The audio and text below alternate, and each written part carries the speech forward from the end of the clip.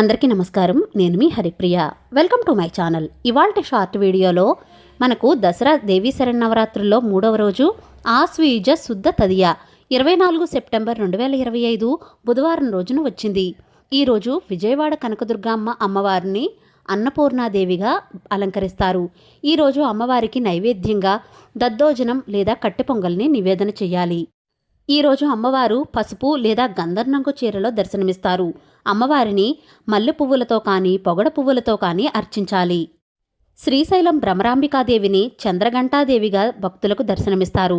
చంద్రఘంటాదేవికి కొబ్బరి అన్నాన్ని నైవేద్యంగా సమర్పించాలి. ఈరోజు చదవవలసిన స్తోత్రాలు అన్నపూర్ణాష్టకం, అన్నపూర్ణ స్తోత్రాన్ని పారాయణ చేయాలి. చేయవలసిన దానం అన్నదానం. ఫలితం ధనధాన్యాలకు వృద్ధి కలిగి దేనికి లోటు ఉండదు. అన్నపూర్ణ అమ్మవారి అనుగ్రహం ఉంటేనే ఆ 4 మెతుకులు కూడా నోట్లోకి వెళ్ళేది అని అంటూ ఉంటారు మన పెద్దలు. ప్రతి బియ్యం గింజ మీద వారి వారి పేర్లు ఉంటాయని, వారి వారి పేర్లు ఉండాలంటే అమ్మవారి అనుగ్రహం ఉండాలి అంటారు. అమ్మ అనుగ్రహం ఉంటేనే పొట్ట నిండుతుంది. అమ్మవారి కరుణా కటాక్షంతో వేసే భిక్షే అన్నం.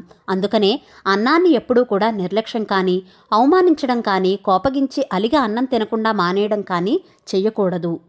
అన్నాన్ని గౌరవిస్తేనే అమ్మవారిని పూజించినట్లే అవుతుంది. ఒక్క అన్నాన్నే కాదు, మనం తినే ఆహార పదార్థాలను నిర్లక్ష్యం చేయకుండా పొదుపుగా వాడుకుంటే ఆ అమ్మవారి అనుగ్రహం కలిగి నిండు నూరేళ్లు కూడా ఆరోగ్యవంతంగా ఉంటాము. అన్నపూర్ణే సదాపూర్ణే శంకర ప్రాణవల్లభే అని అంటూ కొలిచే ఆ అమ్మవారు అందరి ఇళ్లల్లో కూడా ధనధాన్యాలకు ఎటువంటి కొదవ లేకుండా ఉండాలని మనస్ఫూర్తిగా కోరుకుంటున్నాను.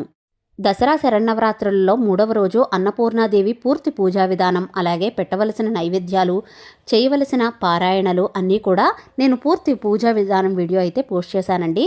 ఆ వీడియో లింక్ మన ఛానల్ పేరు కింద ఉంటుంది. క్లిక్ చేసి చూడగలరు. Thank you for watching.